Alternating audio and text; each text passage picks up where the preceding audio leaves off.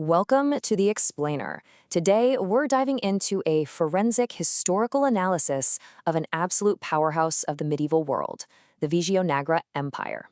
When we think of ancient and medieval superpowers, our minds almost instantly jump straight to Rome or Constantinople.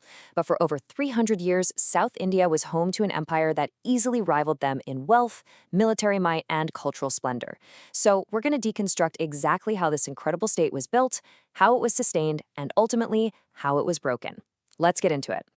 Here's our roadmap for today's Explainer. We're going to systematically cover the birth of a superpower, engineering wealth and administration, military innovations and tactics, the cultural golden age, masterpieces of Dravidian architecture, and finally, the fall and enduring legacy. All right, Chapter 1, Birth of a Superpower, Rising Right Out of the Ashes. To really understand Vijayanagara, you have to look at the sheer chaos of the 14th century. Devastating northern Islamic invasions from the Delhi Sultanate were sweeping south, and they were completely shattering the existing kingdoms. Out of this really desperate need for a unified southern defense, a new superpower was born. Founded in 1336 by two brothers, Harihara I and Bukharaya I, the Sangama dynasty laid the groundwork. Now, over the next 310 years, power wasn't always passed peacefully. The Sulava dynasty seized control in 1485, just to stabilize a weakening state. Then, the Tuluva dynasty ushered in the absolute golden age, starting in 1505, mostly under their legendary ruler Krishnadevaraya. And finally, the Aravidu dynasty took the reins in 1570 during the empire's fragmented twilight years. But how did those founding brothers actually secure this brand new kingdom? Well, the answer is defensive geography. They didn't just pick a spot on a map and build a city. Actually, they selected an absolute fortress made by nature.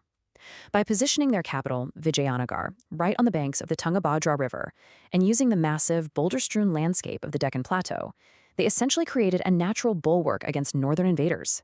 This was a brilliant strategic choice in 1336. It protected the capital and gave the empire the breathing room it desperately needed to thrive. Moving on to Section 2, Engineering, Wealth, and Administration, or basically the mechanics of prosperity. With secure borders finally established, how on earth did they feed and govern an empire that was expanding this fast? 2 million people. Let that sink in. Their peak urban population hit 2 million. For the medieval world, that number is just staggering. And it was only made possible by massive, cutting-edge hydraulic engineering. The administration was literally obsessed with water. They built these advanced aqueducts, which are dams, along with intricate aqueducts and massive stepped tanks. By mastering irrigation across the river valleys, they created the huge agricultural surpluses of rice, sugarcane, and cotton needed to feed all those citizens. Of course, governing a population that huge requires some serious structure. At the top, you had a highly centralized monarch advised by a Mahapradhana, which is a council of ministers. The empire itself was chopped up into rajas, or provinces, run by governors. But step 3 here, this is the secret sauce, the decentralized Nayaka system.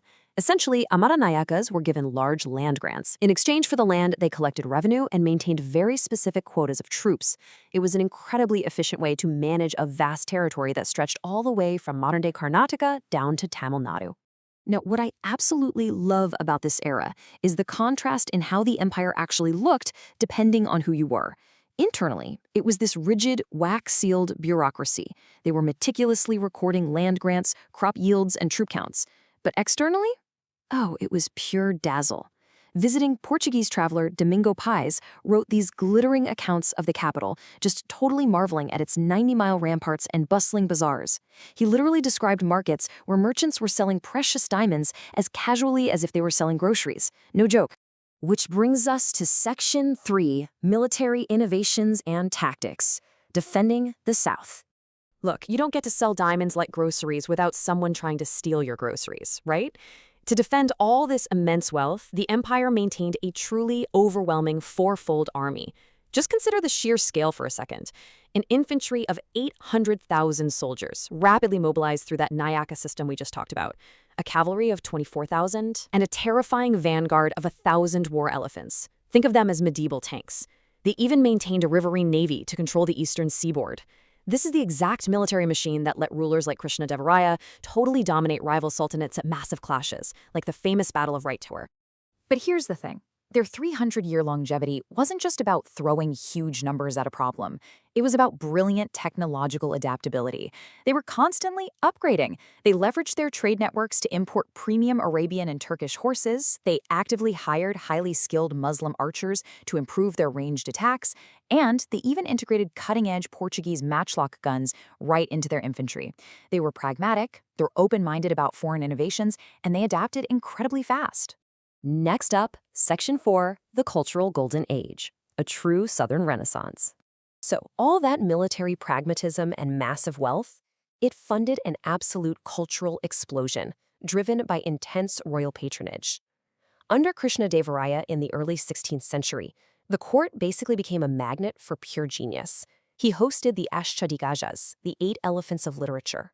And Krishnadevaraya wasn't just a military commander, he was a highly accomplished poet himself. He surrounded himself with brilliant minds like Alasani Pedna, and together they sparked a renaissance of Telugu, Kannada, and Sanskrit literature. It was an undeniable cultural golden age. And here is an absolutely crucial point to understand.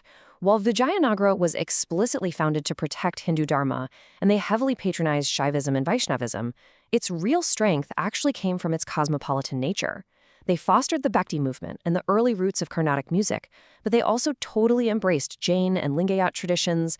They seamlessly integrated Muslim soldiers and citizens into their society, and they maintained highly tolerant, productive contact with early European Christians. This progressive baseline policy of religious tolerance was a massive pillar of their societal strength. All right, onto Section 5, Masterpieces of Dravidian Architecture and Hampi's Engineering. All of this wealth, culture, and power was ultimately carved directly into stone at the capital city, which we know today as Hampi. Its 26-square-kilometer urban layout reveals some wildly organized, deliberate city planning. You had the Royal Center, functioning as the citadel and the administrative heart. You had the Sacred Center, which was just packed with these monumental temple complexes. And then you had the urban core, where those bustling, diamond-selling bazaars and international merchants set up shop. It's a total marvel of medieval zoning. And within those specific zones, they completely perfected the Dravidian architectural style. They fused earlier Chola and Chalukya aesthetics with Islamic geometric elements, carving it all out of incredibly durable local granites. They built these towering rheogopurums, which are massive ornate gateways. They carved staggering 1,000-panel stone reliefs of the Ramayana. And perhaps most famously, they engineered the Vithala temple.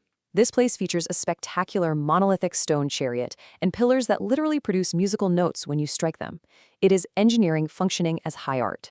Finally, Section 6, the Fall and Enduring Legacy, the Shattered Mirror. Now, even the greatest stone monuments cannot prevent a political collapse. So how does an invincible superpower fall so suddenly? Well, we can methodically piece together their downfall in 4 stark steps. By 1565, Vijayanagara had grown so dominant that it forced its rivals to do the unthinkable. 5 competing Deccan sultanates formed an unprecedented unified alliance against them. This all culminated at the Battle of Talikota. Despite having a massive army, critical technological lags in artillery, and some really sudden devastating troop defections, turned the battle into a catastrophic rout. What followed was a heartbreaking 3-month sack and burning of the resplendent capital Hampi. The Central Empire shattered, fragmenting into those surviving Nayaka successor states. They carried on the traditions, sure, but the unified superpower, it was gone forever. Which leaves us right here. The empire fell, but the city of Hampi still stands today. It's a UNESCO World Heritage Site, visited by millions of people. Its intricate stones and vast irrigation networks actually survived the fires. So I'll leave you with this to consider. What do these resilient ruins really tell us?